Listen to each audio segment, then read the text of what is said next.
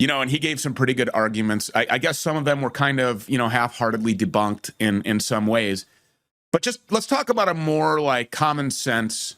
I'm very much a normie when it comes to this, but I just know that NASA's full of shit, and I believe nothing that they say. If I am leaving Minneapolis and going to Florida, or traveling from Florida and coming back to Minneapolis, which I do every other week,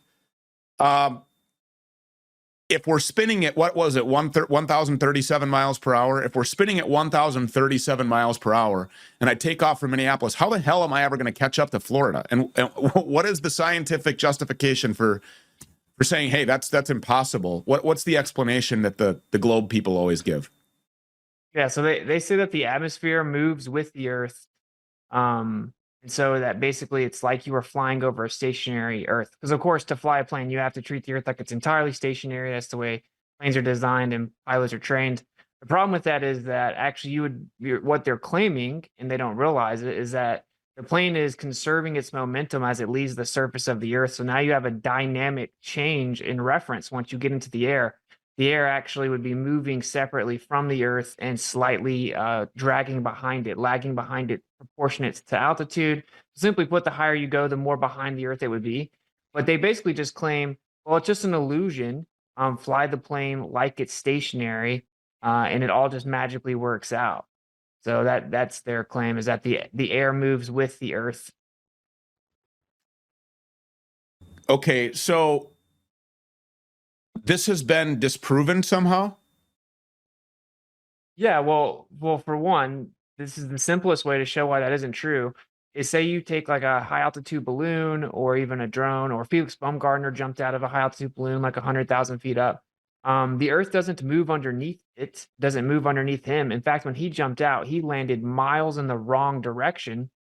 The Earth was not spinning underneath him. So in that scenario, they'll say, "Oh well, yeah, the balloon's perfectly moving with the Earth." But then they'll invoke things such as Coriolis and claim that there's a detachment between the air and the Earth. So they have to invoke it both ways. Long story short, but the easiest, well, when I say easiest, it requires some understanding of physics, but it violates the law of conservation of energy and momentum for the atmosphere to be moving in lockstep with the Earth. As you increase altitude, you would have to have more and more energy to keep the air moving with the Earth. And that simply doesn't exist. No one's even proposed a suggestion as to how that could exist. Is every pilot just in on this? I mean, they have to know. No. Well, they definitely experience a flat, stationary Earth, right? They're trained that way. I think just like everyone believes the Earth's a globe, you never think about it. I've had many pilots that reach out to me once they realize, and they say, I can't believe I never thought about this after flying for 20, 30 years. Former military pilots have reached out to me, for example.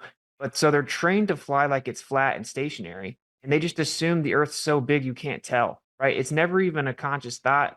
But then when people bring this information to them, they have an epiphany, basically. And I have dozens of pilots who have reached out to me, many of which can't even publicly state it for obvious reasons, which is insane and unacceptable. But so no, they're not in on it. They just fly the plane like the Earth is flat and stationary, right? And then I guess it's just out of sight, out of mind type of thing. No one really even considers this idea.